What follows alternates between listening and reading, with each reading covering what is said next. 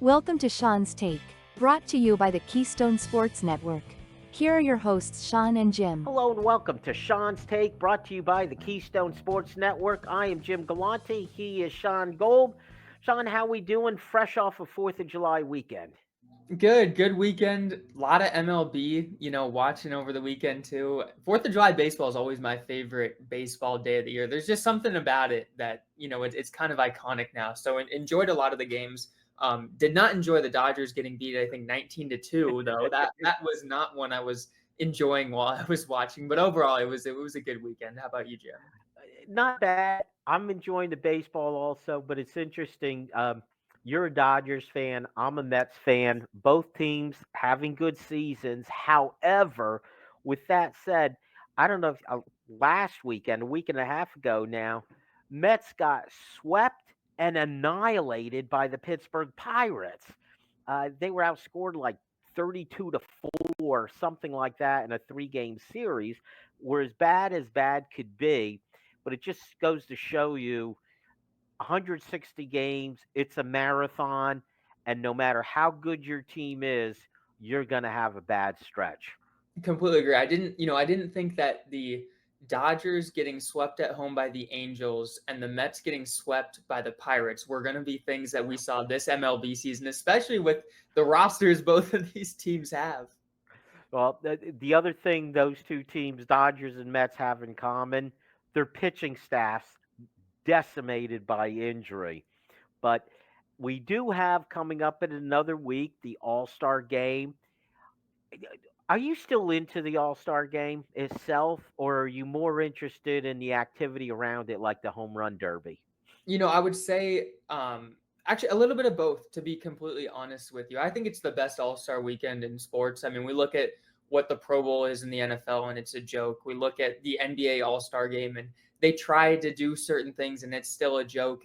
NHL is probably the second best. Some guys actually try a bit more in that, but baseball is baseball. And what's lovely about the MLB All-Star game is you have, guys who will go out and pitchers are still throwing their hardest. Hitters are still trying to, get good contact and not strike out in the All-Star game. So you see a bit more of a competitive game and it's a real game. It's low scoring because the pitchers are so good and the hitters aren't, just shooting half court shots like you would in the NBA. So I love the home run derby, but I also love the game because it is still a true game. And, it works with baseball because you're not out there super concerned about getting injured like you are in the NBA All Star game. I completely understand why people don't try in the NBA All Star game. Like I probably wouldn't either if I was, on a contending team. And if I roll my ankle, boom, my team's season is officially over because I'm not out there anymore. So, I think it works in baseball still. You're more forgiving than I am with the NBA players. Play some defense. You don't mind going to the hoop, going up, reverse dunks, and all that on offense. Play some defense. But you're right about the baseball. And this is a good era, I believe, in baseball. Some of the superstars are so good. I hate the Yankees. They're the evil empire, Shaun. They really are. But my goodness, Aaron Judge is just so special. We talked about it before. Cal Raleigh, what he's doing in Seattle, and nobody knows about it. Some Shohei Ohtani, just some incredible players. As you mentioned, the pitching is so good now, and these starters, boy, if they come in for one inning, guys who throw 97, they're all of a sudden throwing 99 because they're only going for one inning. You're right. There's a lot of star power. The home run derby, I think it could use a little bit of work. It's lost a little bit of its edge. They're trying to make it better. We'll see how that ends up. But I tell you what, it's a pretty quiet sports world, except for Major League Baseball that we're talking about, and the big stories will be next week with the All Star game. So I thought it'd be a good opportunity to go a little bit different with this week's show. One of the things you and I have in common is we both enjoy sports betting. Okay, we enjoy it. It's a lot of fun. We don't go overboard. We're not losing our fortunes at it, Shaun, but we enjoy it. It's a lot of fun. You actually are the expert at it, and I turn to you for your expertise. And it's typically, especially during football season, week to week, we'll pick out our favorite games, uh, college football, and we make our wagers for the week. We make our picks, especially you make your picks, and a lot of people are always intrigued by that. But what I wanted to do was go a little different angle to it this week, Shaun, is kind of pick your brain on how you bet a sport. And football is, I would think, is probably, well, I know it's the most bet on sport here in this country, but is it the best sport to gamble with? Is it the easiest one for you to pick a favorite and make a wager? Yeah, that's a great question, Jim. It's a loaded question as well. To get super technical about it, the best sport to bet on is wherever you can get a mathematical edge to win. So I'll make this part quick and then we'll really dive into football. But what I've done a ton lately is called positive EV betting. So every sports book sets their lines independently, which means there's a ton of variance that you can get within the market. And I've done hours and hours of research on this before I became committed to being a what you would call a positive EV better. And that's saying if FanDuel is setting the Rams to win by 7.5 today at -110 odds, but other books have the Rams spread set at 8.5 at -150. Well, obviously, I'm going to take the 7.5 at a better price. These errors happen a ton across sports books because they all try to set their lines independently. There's not a consensus sports book like there is in the stock market where there's one price no matter what book you're trading on, you're going to get the same price. Sports books are all completely different. And really, the most profitable strategy is to be able to get a mathematical edge where you're getting a better price than the market on every bet you take. If you do that enough times with the right kind of filters in place, not taking, I'm going to choose every hitter to hit 4 home runs today because I'm getting a better price on it. If you take normal props and game lines doing that, you will long term, if you place enough bets, be profitable long term. Now, it's easier said than done, or I guess more difficult than you would think breaking this down because there is kind of an art to it on what type of props are going to be more profitable and all that. But you always want a mathematical edge. And I would say that the NFL especially is not as great of a sport in that because I think the NFL is the sharpest sport. There's pretty consensus lines. You don't see a ton of variance. You get a little bit more in the player prop market than you will in the game lines, but typically, especially in the NFL, if a spread is 4.5, every book is going to have it at 4.5 between -105 to -115 odds. You're not going to see, the one book keep the same spread at -130 and you're saying, oh, hey, they really think this is a favorite. Spreads are always going to be pretty much -110, and you'll maybe see it get to -115 if a sports book is kind of split on which side they actually think the spread's going to be. So I would say the NFL, is by far the most popular, but it's also the sharpest on the side of the sports books, which as a bettor, we're trying to find where the sports books aren't as sharp, and that is not the NFL. They nail the NFL. You see how many spreads set at 7.5, and it is a 7-point game at the end of it. They are so good at setting those lines. So I think a lot of people would come on and say, oh, I think the NFL is the easiest thing to bet on. It's not, and mathematically, it's definitely not. Well, the thing about the NFL, finite number of teams, everyone is known well. You may know a lot more about the NFL than you do any other sport, but so do the sports books. They know it, and they know it even better than you, which leads to what I always thought, Shaun, was if you could find something that you know better, like a small school that you follow closely, how much do the national sports books know about Akron, say, in college football? And if you can know that team well, and I think that's the closest you could get to an advantage, that you know more than the sharps. Now, with that said, one of my favorite stories in betting, a couple years ago, Penn State basketball was playing really well early in the season at a conference. I thought they were playing great, especially at home. Well, the voters in the top in the rankings hadn't caught up yet. They were nowhere near a top 25 team, and they were getting set to host Maryland, who I think was ranked fifth in the country. So Jim is going, oh boy, I think I know more than other people because this Penn State team is playing so well. I go look at the spread thinking, how many points am I going to get? They had Penn State as the favorite, as an unranked team against a number five team in the country. And I think that's one of the lessons to learn here. When you think you know more than they do, you're probably wrong. Completely agree there. And everybody thinks they've got, their edge with this. I know something they don't. They have more data and information than our brains can compound in a lifetime. And they have it at the snaps of their fingertips, which is, why I always circle back to having a mathematical edge is really all you can ask for. It's a numbers game at the end of the day. Everyone's got their predictive system that they think is going to work. In the end, the books know more than we do, and if you can get an advantage on them by line shopping and all this stuff, you'll have an edge, but they're still going to be right more than you are. I Now I understand the shopping, the odds, the numbers. I think the ultimate is if you get in early enough and, you know, there's a huge disparity in the spread. Somebody has it 8 points, somebody else has it 4 points. And if you bet both sides, boy, if it comes out in between, you win both bets. And you can't really lose because if it goes lopsided one way or the other.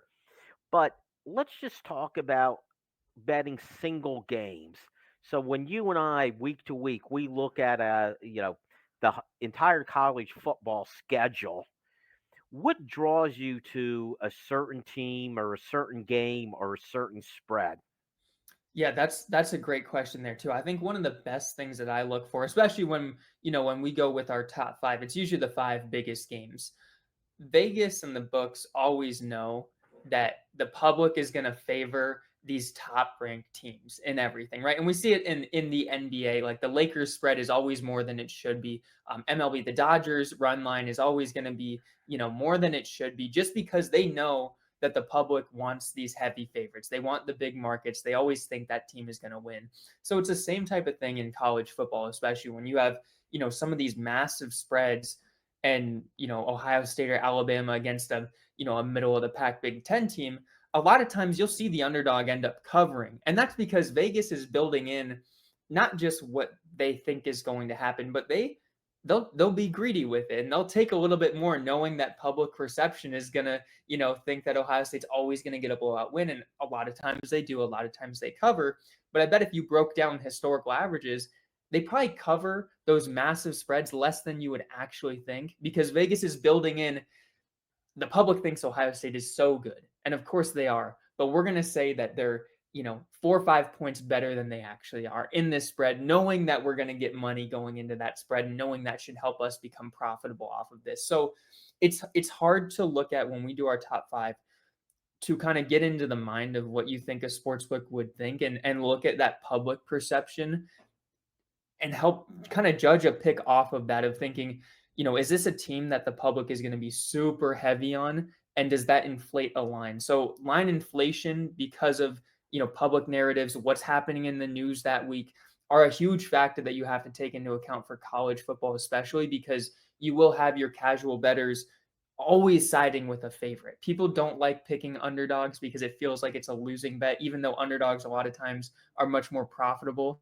than just taking favorites. So I would really say public perception with the big names teams is one of the best things you can look at, and that's what I would go into every week that we do it with.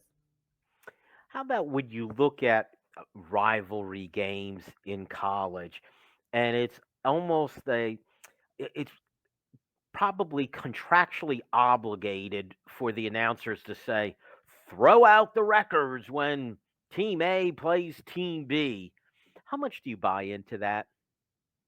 Yeah, so rivalries are interesting. My favorite thing for rivalry games is to look at the historical trends of this. Like we've talked about, I mean, every year we pick Penn State, Ohio State, and Penn State has covered a ton against Ohio State. They haven't beaten Ohio State a lot, unfortunately, but they cover a ton. And that's, same thing with some of these Michigan, Ohio State games and these other Big Ten rivalries that, we focus a ton on the Big Ten, which is why I'm bringing them up. I like to look back at past years because there's so much roster turnaround, but a rivalry game, I do buy into the factor of throw a lot of the metrics out. A lot of the, hey, team A is so much better than team B this year, but it's still a rivalry. And, especially coming from, playing Ivy League football, Yale, Harvard, there were years when one team had 2 wins, the other had 10, and the team with 2 wins wins the game because it's different with rivalries and it goes beyond what data and metrics can really point out to you. So I do buy into, throw the records out. And I love going back to past years just to see how these teams played. Are they close or have we seen blowout tendencies?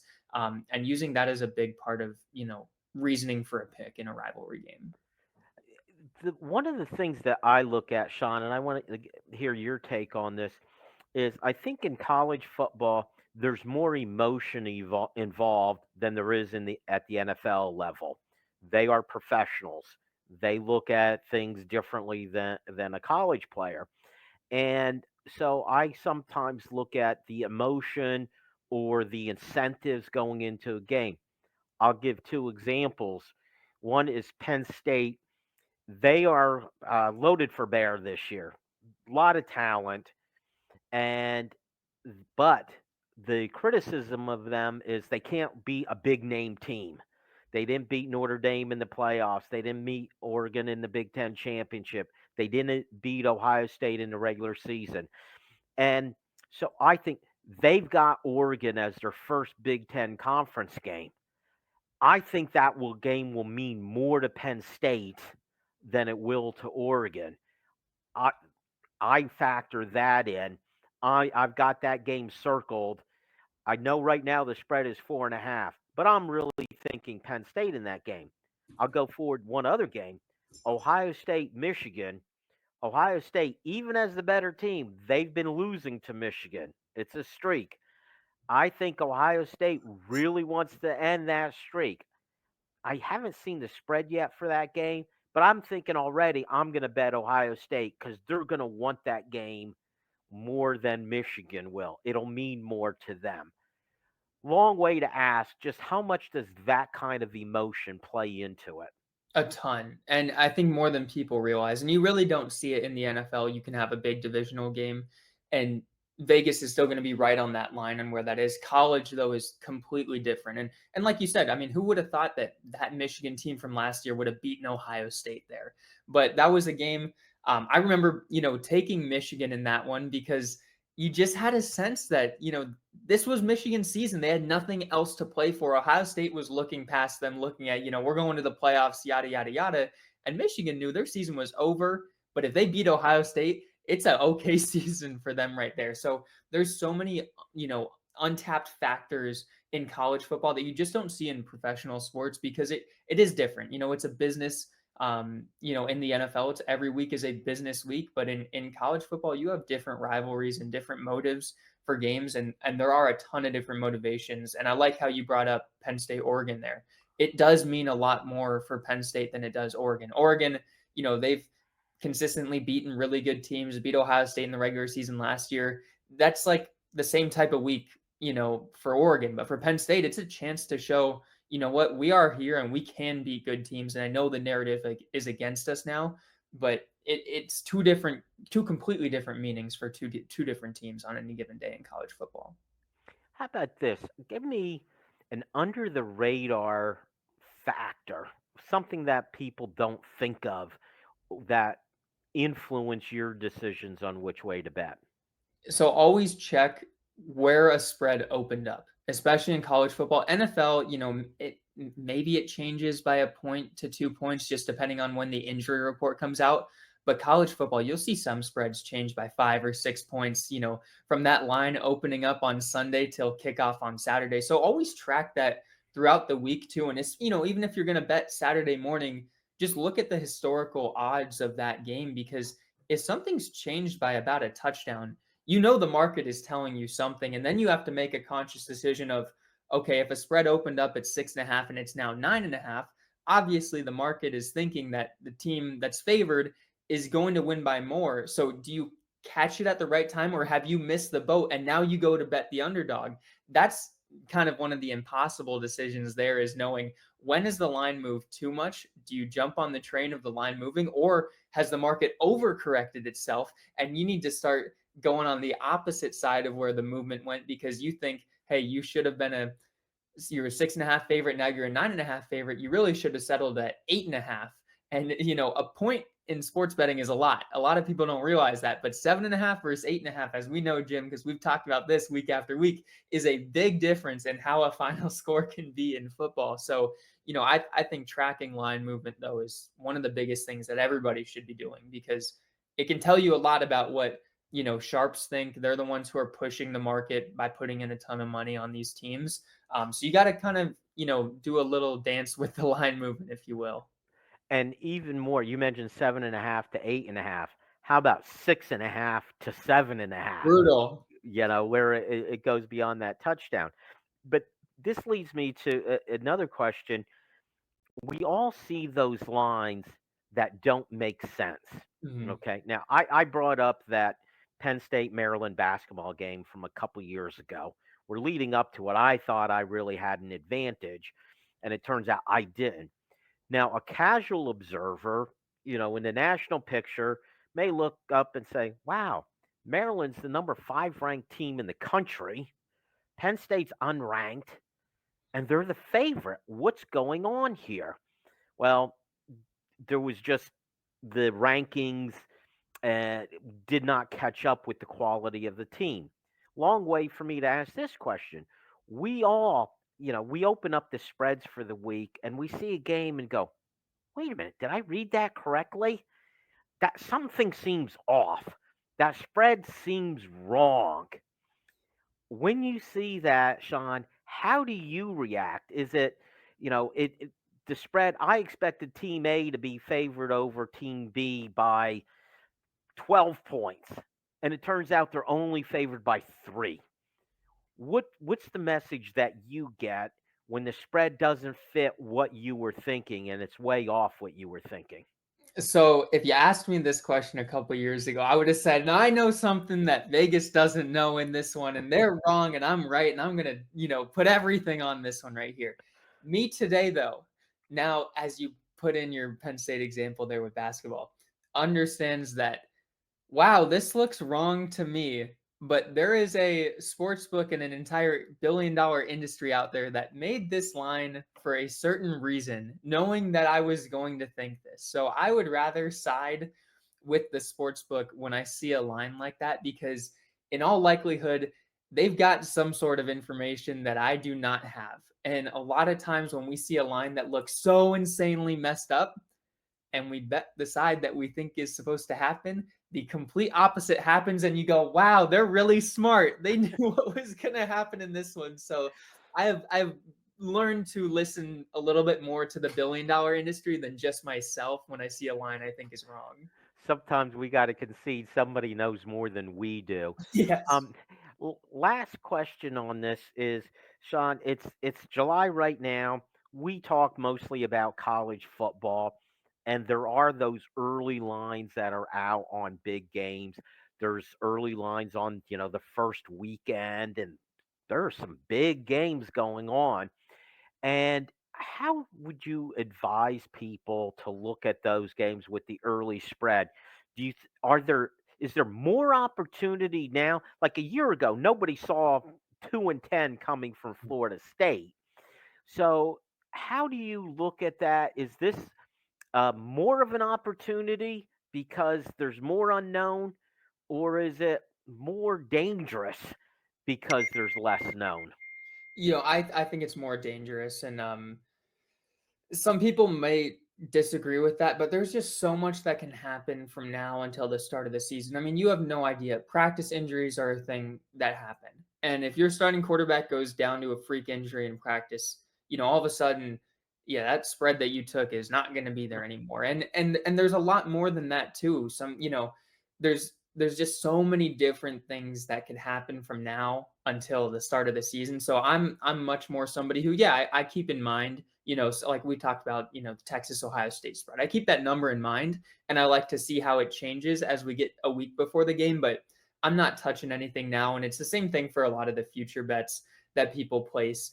Just you could pick a team to win a conference, or go over their win total right now, and yeah, you might get a better price at it, but you just have no idea. That can get derailed by a couple people going down, a couple weeks before the season started, and all of a sudden, a team total can drop by two wins because two key players are, something happened to them. So I'm much more on, wait until the week of the game and keep in mind where the line was, see how it's moved, but I'm not jumping on anything right now. All right, Shaun, that's going to be a wrap for our show. Thank you, Shaun, for all the advice. Hope it helps you out there. Make sure you join us next week on Shauns Take. Keystone Sports Network.